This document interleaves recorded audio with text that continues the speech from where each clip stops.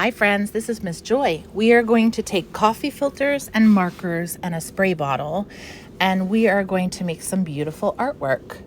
So the first thing we will do is use our markers and make a design, and then we will spray them with water, and then they will become beautiful watercolor looking designs. They can be used for a lot of different things after this, but this is just the starting point. So we will smooth out and flatten down our coffee filter, and then we will get our markers, and you can do symmetrical, radial symmetry, and concentric circles. So I'm starting with concentric circles. This means that it's a circle that goes round and round and round itself, or a circle inside of a circle inside of a circle. If you think of like a bullseye or a target, that's a concentric circle. Then you can make designs and patterns. When patterns are the same, not only on both sides, but on the top and the bottom, as well as the sides, as well as the corners, it's not only just regular symmetry from left to right, but also all the way around it's symmetrical. So that means it's the same. Here, if I fold it in half, we can see left and right looks exactly the same. But on this design, it's not just like a butterfly with two matching wings. If we spin it all the way around, it will match all the way around. So this one, I'm gonna let's make it like a 4-leaf clover shape. This is also radial symmetry. Radial means round, and symmetry means the same on both sides. So if I make radial symmetry, this one has 4 sections. I could fold this in 4 and have it be the same on each 4 sections. I could also fold it again and make it 8 times symmetrical. So radial symmetry just means as you spin something around, it's going to be the same all the way around. It does not have to be a symmetrical design, but these tend to be very beautiful after they get sprayed, and then the water from the marker will spread. So I'm going to start with some radial symmetry, and I'm just going to play around with my marker colors. Make sure that you are pressing down with the wide side of the marker, and it will go faster. If you're using the tippy top point of the marker, it's going to take you a lot longer to fill it in. You do not have to fill every single piece of white.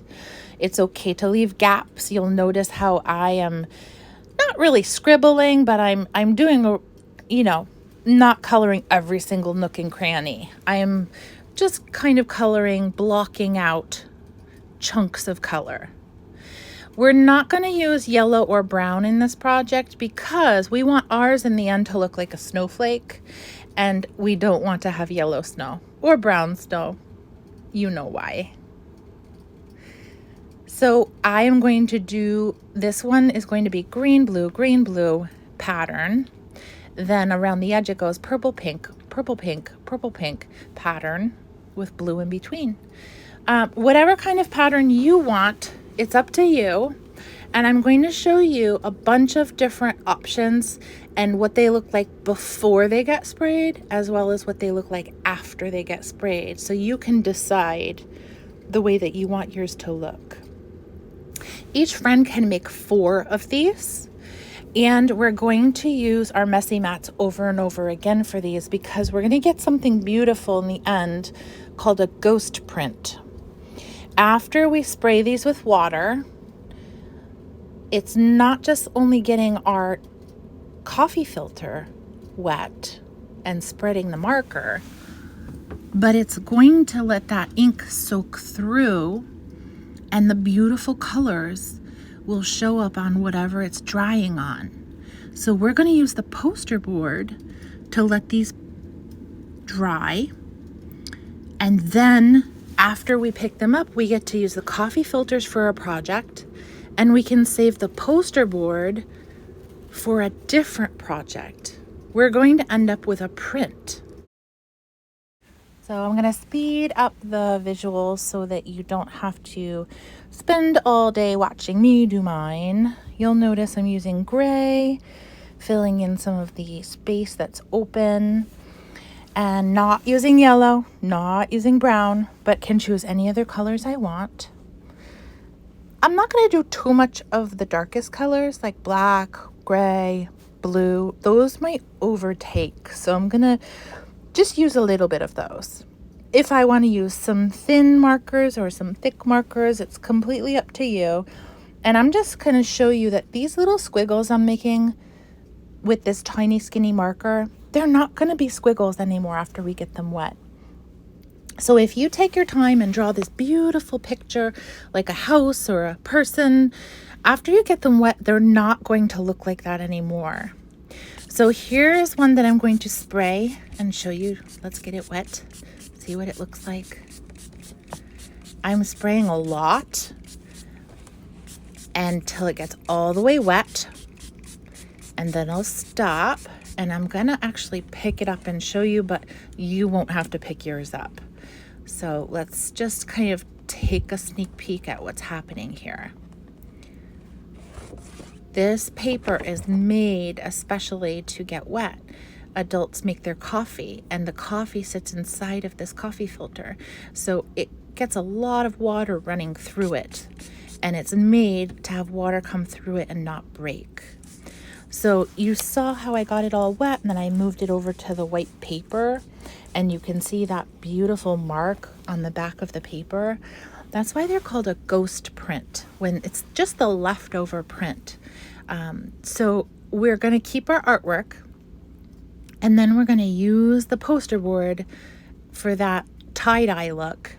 We'll figure out something else we can do with these ghost prints. But aren't they beautiful? To me, they kind of look like a bubble. You can almost pretend you're seeing through them. They're so light and faint, and that's why they're called a ghost print. Now here's the original artwork that made the ghost prints, and I want you to see what these kind of colors look like. If you want to do a rainbow, you could do striped rainbow.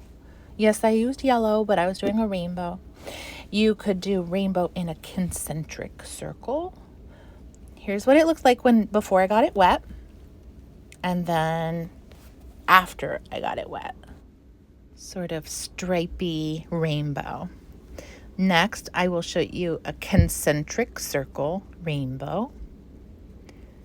And you can see what it looked like before it got it wet and then after we got it wet. So after it gets wet and then it dries, it will look like this beautiful watercolored tie-dye pattern. So just wanted to show you a bunch of options so you can start to brainstorm about what color choices you will want to use and what sort of patterns. Now this one I did as an experiment and did not do a whole lot of marker. I left a lot of space open and it looks pretty beautiful. That ink still spreads around. Then I did this one with a lot of ink. So let's see what this one looks like. When I spray it, I want to make sure that I stop spraying before it becomes a big puddle. See my big puddle? That means I sprayed a little too much. So what I am going to do is just use one that was sort of off to the side and soak up that extra ink. So we can use these for a lot of different things. In the past, I've used them to make flowers out of. You can kind of pinch the middle and scrunch them into a flower shape, and then from the bottom, which is the middle, the bottom you wrap around a green pipe cleaner and make that into the stem and make a whole bouquet of flowers. Or you can just use cool colors and make snowflakes, so blue, green, and purple only, and then fold it and actually cut into the coffee filter. The other thing you can do, we're going to do today, is leave them flat and open, and this becomes the background. We're going to cut out of other paper a snowflake, and then we're going to glue it on like collage.